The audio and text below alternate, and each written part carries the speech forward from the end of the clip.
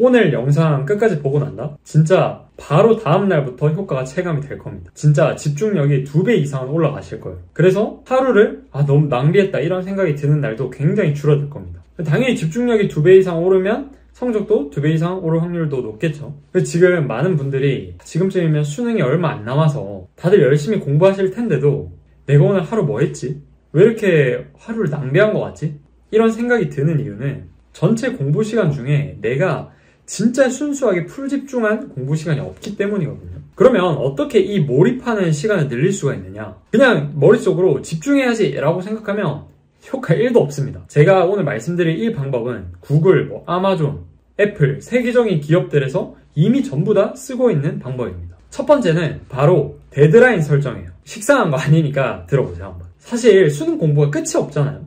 바로 이틀 뒤가 수능이다. 그러면 누구나, 전국에 있는 누구나 정말 빡세게 몰입해서 공부를 할 텐데 87일 남았다, 54일 남았다 이렇게 해버리면 사실 크게 감흥이 없죠. 100일에서 99일 되면 이제 두 자릿수 남았다 하고 다들 막 으쌰으쌰하고 하는데 그것도 그날뿐이야. 사실 98일 되면 다시 돌아와. 그래서 사실 우리가 이렇게 수험 기간을 길게 잡고 준비하는 시험의 경우에는 마음가짐만으로는 매일매일 내가 최대한 몰입해서 공부를 하는 게 쉽지가 않아요 사실. 근데 여기서 내가 매일매일 스스로 이틀 뒤가 수능이다, 1시간 뒤가 수능이다 라고 데드라인을 설정한다면 이때 사람의 집중력은 극도로 높아집니다. 쉽게 말해서 결승선이 안 보이는 달리기하고 결승선이 내 눈에 보여서 바로 앞에 있는 달리기하고 어느 라인에서 달릴 때 더 열심히 뛸까?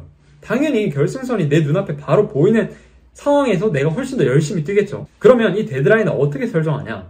이 데드라인을 설정하는 가장 좋은 도구가 있습니다.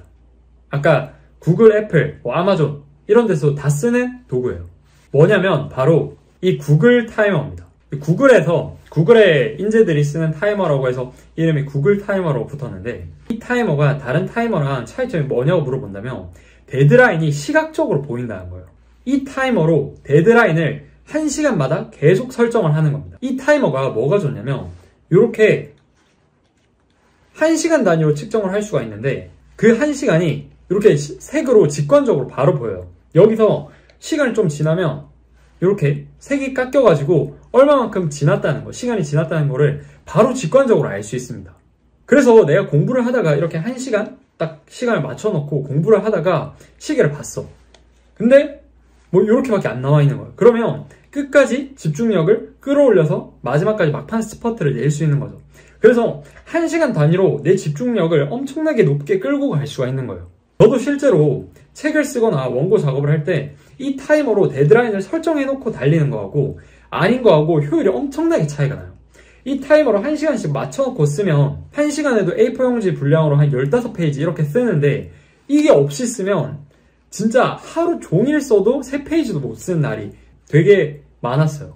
그래서 여러분들이 공부를 하실 때 이걸로 1시간 단위로 시간을 측정하고 비문학, 세지문 풀고 분석하기 아니면 영단어 40개 외우기 이렇게 목표를 세워놓고 1시간 동안 이 타이머, 이 색깔이 보이는 데에서 최선을 다해서 달리는 거죠.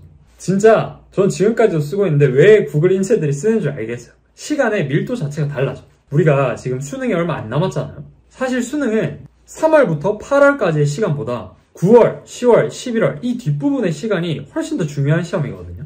왜 그러냐면 이때가 머릿속에 든 게 가장 많을 때라 그래요. 이것들이 머릿속에서 막 조합이 되면서 이때가 깨달음도 가장 많이 얻게 되고 성적 급상승도 가장 많이 일어나게 되는 순간이에요. 공부량 대비 성적으로 이어지는 그 반영 비율이 가장 높은 시기입니다. 이때 집중력을 최대로 끌어올리는 게 중요한데 그 최대로 올릴 수 있게 끌어올려주는 사기급 도구가 이 바로 구글 타이머라는 거죠. 광고 아니고요. 써보시면 바로 효과를 체감하실 수 있을 겁니다. 근데 이 구글 타이머가 쿠팡에 쳐보시면 여러 개가 나올 텐데 저는 제일 싼 거 샀거든요. 그러다 보니까 이게 무소음 기능이 없어. 약간 시끄럽습니다. 약간 조용한 데 있으면 딱딱딱딱 하는 소리가 들릴 정도예요. 그래서 약간 이런 소리에 민감하시다 하시는 분들은 조금 비싼 구글 타이머로 사시는 걸 추천드립니다. 그 다음 두 번째는 이렇게 내가 구글 타이머를 썼어. 1시간 데드라인 설정해서 내가 미친 듯이 달렸어. 그러면 밖에 나가서 꼭 5분은 걷고 오세요. 물 마시고 오거나 아니면 계단 왕복이라도 한번 하건. 사람이 풀 집중할 수 있는 시간은 과학적으로 40분 정도라고 해요. 우리가 공부하는 중간중간에 휴식을 취하지 않고 계속 달리잖아요.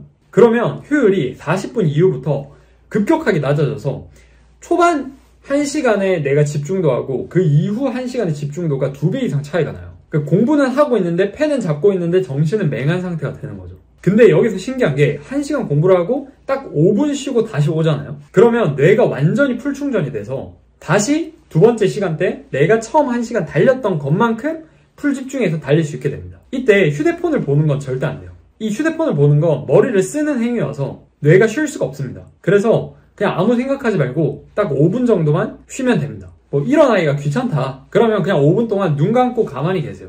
그렇게만 해도 뇌가 정말 많이 회복이 돼서 다음 1시간을 또 전속력으로 달릴 수 있게 됩니다. 이거를 처음 해보려고 하면 머릿속으로 그냥 5분 동안 공부하는 게 더 이득인 것 같은데? 이런 생각이 들 수도 있어요. 근데 착각입니다.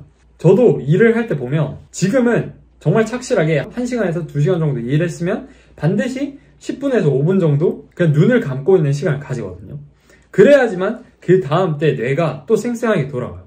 이걸 안 할 때는 몰랐는데 하고 나니까 훨씬 더 생산성이 좋아지더라고요. 그래서 내가 지금 이 5분을 버린다, 10분을 버린다고 생각하지 말고 배터리를 충전하는 과정이라고 현명하게 생각을 하셨으면 좋겠습니다. 그래서 결론은 5분 쉬고 1시간 달리기를 반복하는 겁니다. 그럼 진짜 집중도가 여러분들이 지금 하시는 것보다 2배, 3배 이상으로 사기급으로 높아져요. 그래서 진짜 내가 남은 기간 정말 집중력 있게 공부해서 역전 한번 이뤄보겠다 하시는 분들은 오늘 제가 말씀드린 방법을 꼭 써보시기 바랍니다. 감사합니다.